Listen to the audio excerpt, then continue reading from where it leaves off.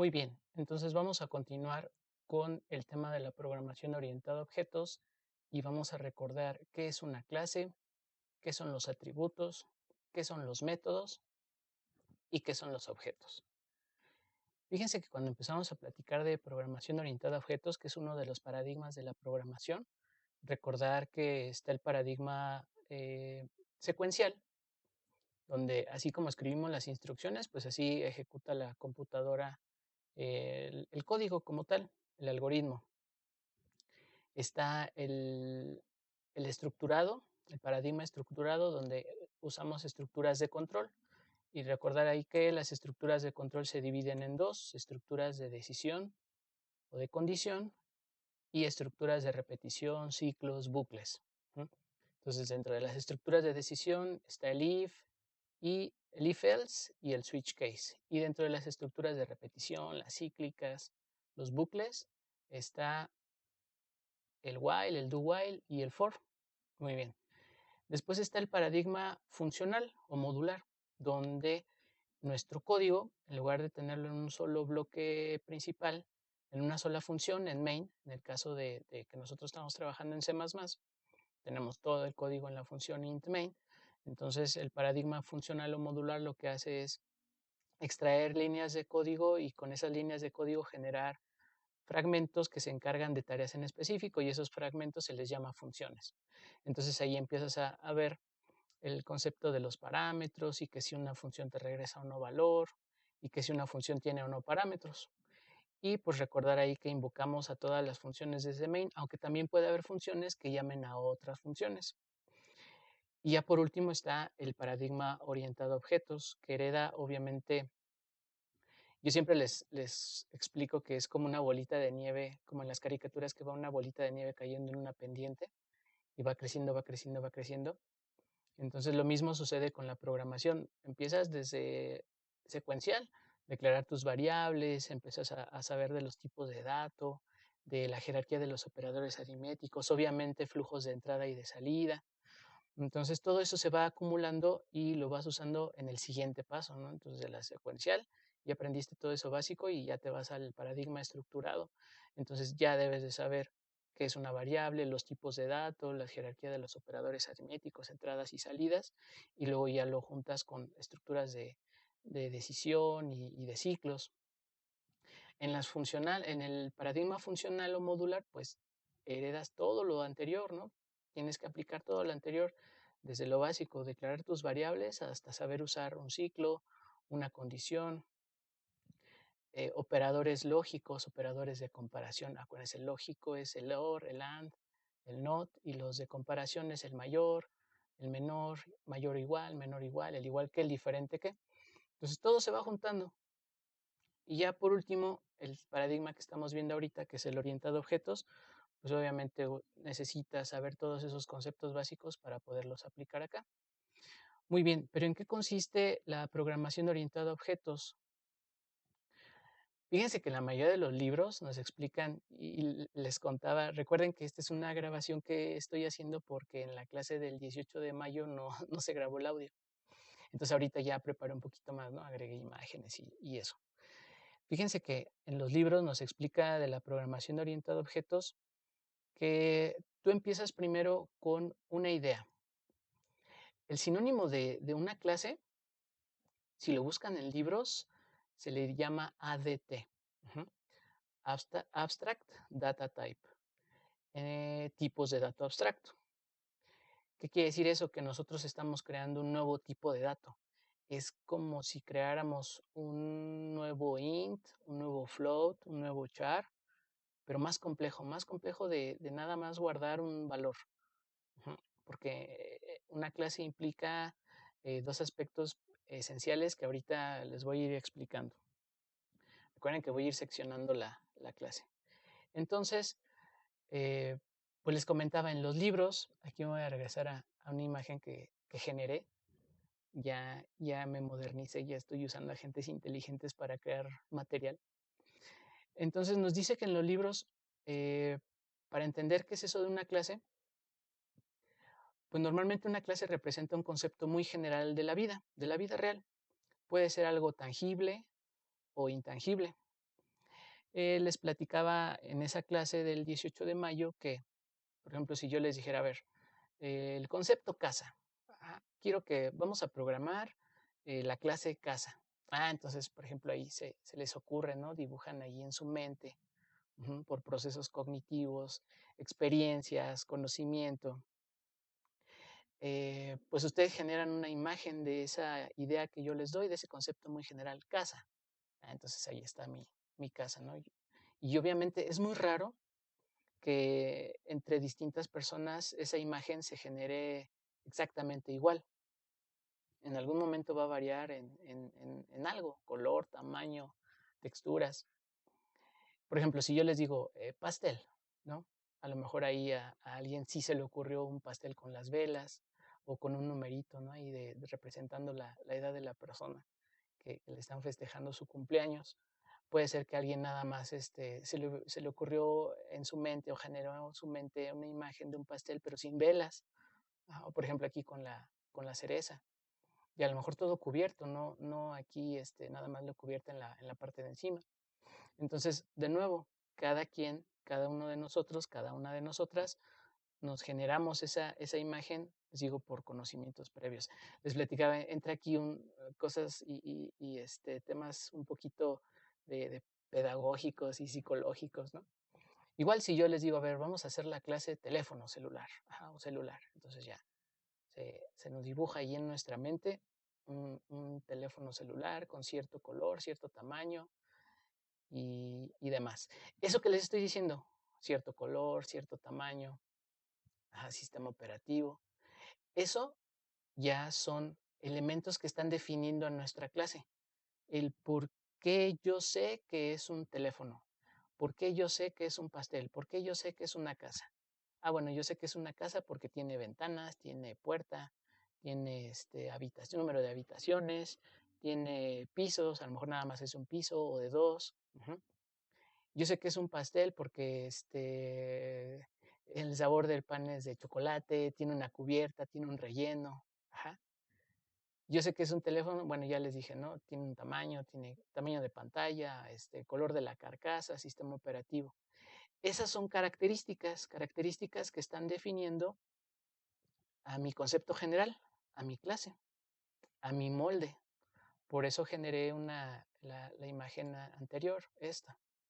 Entonces, esas son características, cosas que definen a mi clase. Y esas características, formalmente en programación orientada a objetos, se les llama atributos. Entonces, esos son atributos de mi clase.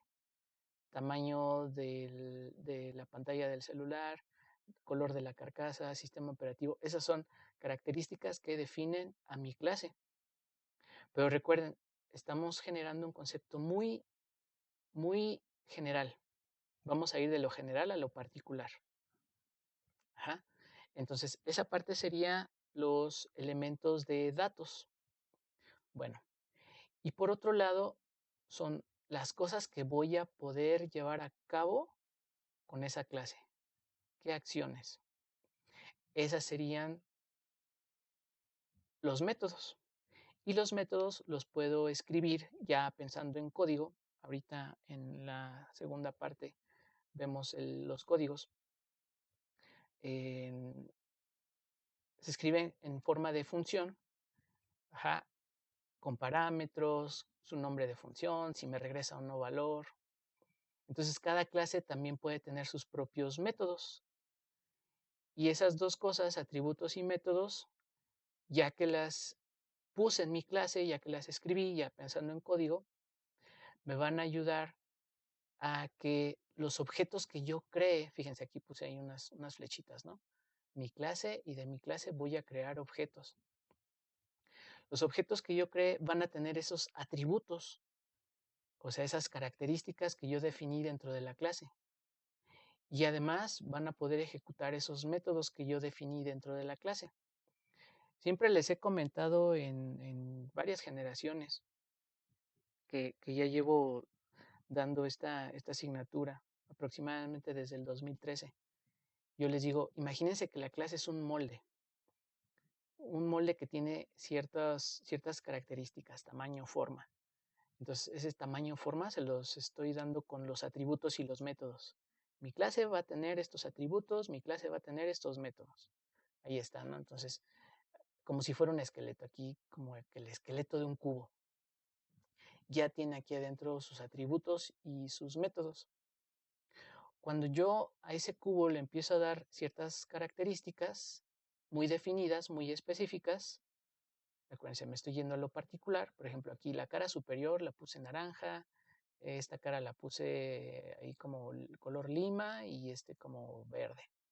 Entonces, ya definí esas características. Vamos a pensar que los atributos del cubo eran estas tres caras. Entonces, yo tengo que rellenar estas tres caras con valores. Y esos valores pues serían los colores.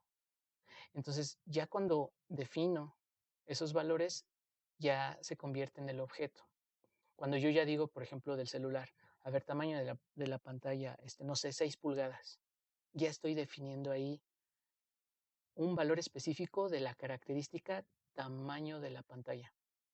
Si yo digo color de la carcasa, color menta, ya no dije muy general, a ver, color de la carcasa, no, ya le estoy dando, como dicen, nombre y apellido, ¿no?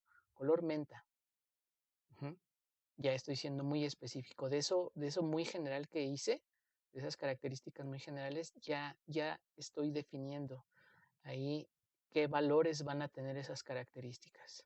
¿Qué sistema operativo? Ah, pues tal. Entonces, otra vez ya definí otra característica de esa clase, de ese molde principal, entonces ya estoy creando el objeto. Lo mismo sucedería, me regreso acá, ¿no? Como mi casa. Entonces yo digo, va a tener 1, 2, 3, 4, 5, 6 ventanas, ¿sí? O sea, a lo mejor de mi concepto general, casa, se me ocurrió como atributo número de ventanas y yo le doy el valor 6.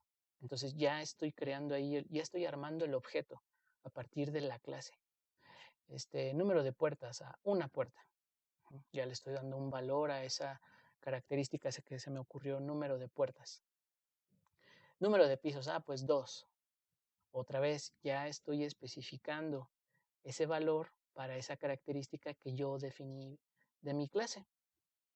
Entonces, nos podríamos facilitar, fíjense, aquí retomé estos tres conceptos generales y podríamos usar una herramienta.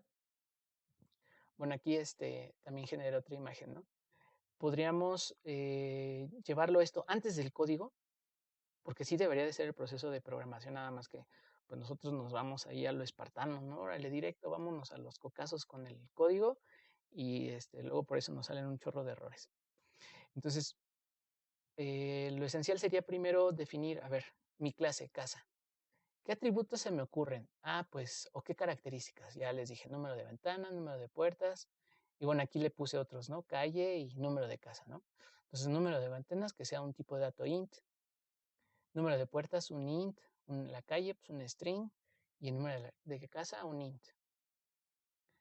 Porque al final de cuentas los atributos, cuando ya los llevamos a codificar, se convierten en variables. Les platicaba en la clase, a mí el tema de programación orientada a objetos no me lo explicaron como tal durante el curso de mi carrera. Entonces tuve que investigar un poco. Y tomé un libro de Java. Nosotros estamos trabajando con C++, pero en aquel entonces pues yo agarré un libro de Java y a ver, ponte a leerlo, ¿no? Para entenderle. Entonces, pues sí te asustas con tantos conceptos nuevos, atributos, métodos, la clase, herencia, método constructor, muchas cosas que vamos a ir viendo. Y pues medio te asustas, ¿no? Porque dices, ¿qué es esto? Y esto yo no lo había visto. Pero si lo llevas a cosas más sencillas, como les decía desde un principio, nos vamos a lo básico, la programación secuencial. ¿Qué aprendí en la programación secuencial? Las variables, ok. Tipos de datos, darles nombres a las variables. Esos son los atributos de una clase. A final de cuentas son variables. Variables que tú les vas a dar un identificador. Por ejemplo, aquí num-ventanas. Ese es un nombre o identificador de la variable o de tu atributo. Y tú le vas a decir el tipo de dato, ¿no? Pues un entero. Igual acá, número de puertas, entero. Calle es un string y número de casa es un int. Entonces los atributos no son más que variables, elementos de datos, miembros de datos, que también así lo explican en muchos libros. Cuando hablan de la clase, dicen los ADTs, ya les dije al inicio, tipos de datos abstractos, y los tipos de dato abstracto tienen dos secciones principales, por eso sí le pedí a la gente inteligente que me dividiera en dos las cajitas. Una parte son tus miembros de datos o los atributos y los miembros de funciones, las ejecuciones. En este caso, pues formalmente se les llama métodos. Entonces, por ejemplo, aquí hablando de eso, le hice dos métodos a mi clase casa, no sé, reparar casa y vender casa. Eso fue lo que se me ocurrió. Repito, esto tiene que ver con, les digo, conocimiento de la persona, temas ahí medio pedagógicos, ¿no? Experiencias. A ver, ¿qué puedo hacer con una casa? ¿Qué puedo hacer con un pastel? Ah, pues aquí se me ocurrió como si fuera para una aplicación donde tú pides tu pastel, pues ordenar pastel y pues, se me ocurrió entregar pastel, no se me ocurrió otra cosa, ¿no? Y como atributos, pues le dije cubierta, pues va a ser un string, sabor, string, tamaño del pastel, int, tipo de pastel. Les decía que eso cuando estás trayéndote esos conceptos de la vida real ya para empezarlos a plasmar y luego ya codificar, a eso se le llama la abstracción. Me estoy trayendo esas ideas de ese concepto de la vida real, de esa idea general, y quiero plasmarlo para poder codificarlo. Entonces, si yo elevo el nivel de abstracción, me voy a acercar más a la realidad, a cómo es ese objeto en la vida real. Pero, ¿qué va a suceder con mi código? Mi código va a ser más complejo. Voy a dejar hasta aquí esta primer parte y ahorita continuamos.